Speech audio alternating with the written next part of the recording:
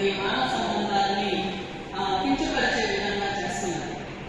పెద్ద టీవీ అంటే మేజర్ గా ఉన్నటువంటి ఈరోజు మన ఆంధ్రప్రదేశ్లో కానీ తెలంగాణలో ఉన్నటువంటి పెద్ద పెద్ద టీవీలు, మేజర్ టీవీలు అంటే శాటిలైట్ టీవీస్ ప్రసార మాధ్యమాల్లో నిన్నటి నుంచి మొన్నటి నుంచి చాలా విషయాలు, చాలా జుగుప్సాకరమైనటువంటి విషయాలు ఉన్నటువంటి విషయం ఇక్కడ ఉన్నటువంటి ప్రతి ఒక్క స్టూడెంట్స్ అందరూ గమనించాలి. అదేంటంటే, ఎందుకంటే నేను సాయి ప్రణీత్, హనుమంతు ప్రణీత్ లాంటి యూట్యూబర్స్ ని కొన్ని రెగ్యులేషన్స్ పెట్టి ఖచ్చితంగా ఖండించాలి. అదేవిధంగా ఇప్పుడు ఉన్నటువంటి పెద్ద ఛానల్స్ ని కూడా వాళ్ళ యొక్క వాచాలతో ఎట్లా తయారైపోయిందంటే, అసలు సభ్య సమాజం ఇక మనం ఎలాగా బ్రతకాలి అన్నట్టుగా తయారైంది.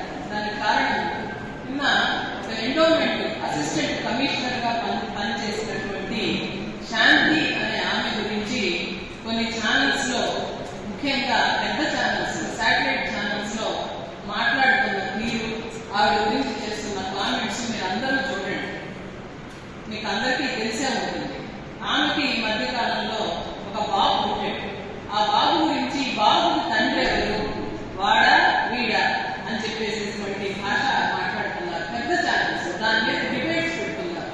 దీని మీద కూడా అందరం మనం మహిళా సంఘాలు కానీ, ప్రజా సంఘాలు కానీ, మేధావులు కానీ నోరు విప్పాల్సినటువంటి అవసరం ఉంది. అంటే ఒక మహిళ యొక్క అంతర్గత జీవితాన్ని ఈరోజు ఛాలెంజ్ చేస్తా ఉన్నారు సమాజంలో. ఎక్కడికి వెళ్తున్నామో నాకైతే అర్థం కావట్లేదు. ఎందుకనంటే ఇప్పుడు ఒక మహిళ తనకు ఉన్నటువంటి పర్సనల్ జీవితాన్ని ఈరోజు ఛానల్స్ లో డిబేట్స్ పెట్టి, ఆమె నిన్న ఈ శాంతి అనబడేటువంటి ఎండోమెంట్ అసిస్టెంట్ అంటే ఆ స్థాయిలో గ్రూప్ 1 ఆఫీసర్ కూడా ఎలాంటి సంకోచం లేకుండా తమ రేటింగ్స్ పెంచుకోవడం కోసం ఈ ఛానల్స్ కానీ యూట్యూబర్స్ అయితే ఇంకా ఘోరంగా ఆమె గురించి కామెంట్స్ చేస్తూ ఉంటారు. వీటన్నిటినీ ప్రతిఘటించాల్సిన అవసరం చాలా ఉంది. ఇప్పటి వరకు మహిళకి అనేక సమస్యలు ఉన్నాయి. ఇప్పుడు కొత్తగా ప్రపంచంలో, ముఖ్యంగా మనలాంటి అభివృద్ధి చెందుతున్న దేశాల్లో కొత్త సమస్య ఇది. దీన్ని ఎదుర్కోవడం అనేది చిన్న విషయం కాదు. ఎందుకంటే ఎదుర్కోగలిగిన మహిళలు ఖచ్చితంగా జీవించగలరు, కానీ ఎదుర్కోలేనటువంటి మహిళలు మనం ఖచ్చితంగా వాళ్ళ జీవితాన్ని అర్థం చేసుకునేటువంటి పరిస్థితి. అదే కాకుండా ఇంకొక విషయాన్ని కూడా చెప్పి నేను ముగిస్తాను. ఈ మధ్య మనకి మహిళా చైర్పర్సన్ ఉన్నారు, గజ్జల వెంకటలక్ష్మి రెడ్డి అని. గత ప్రభుత్వంలో ఆవిడ అపాయింట్ అయ్యారు. అయితే కొత్త ప్రభుత్వం వచ్చిన తర్వాత ఖచ్చితంగా గత ప్రభుత్వంలో ఉన్నటువంటి ఏ అధికారుల్ని వీళ్ళు అంగీకరించే పరిస్థితి ఉండదు.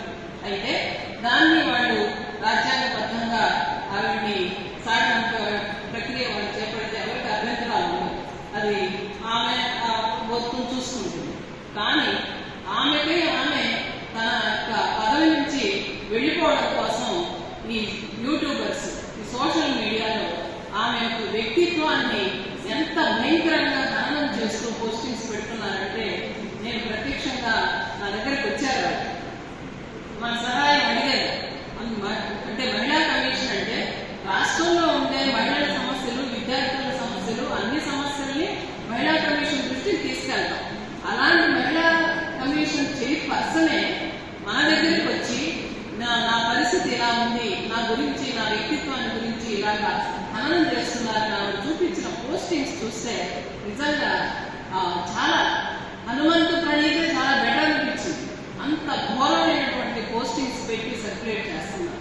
అంటే ఈ 2 ఎగ్జాంపుల్స్ ఎందుకు చెప్తున్నానంటే, ఈ ఇద్దరు కూడా, ఒకళ్ళేమో గ్రూప్ 1 ఆఫీసర్, ఇంకొకళ్ళేమో ఈ రాష్ట్రంలో ఉండేటువంటి మహిళల సమస్యలు పరిష్కరించేటువంటి మహిళా కమిషన్ చైర్పర్సన్. వీళ్ళే ఈరోజు అత్యధికంగా ట్రోల్ అవుతున్నారు. కాబట్టి ఈ సమస్య చాలా తీవ్రంగా ఉందని చెప్పడానికే నేను ఈ 2 ఎగ్జాంపుల్స్ చెప్పాను. ఖచ్చితంగా మహిళల యొక్క వ్యక్తిత్వాన్ని హననం చేస్తున్నటువంటి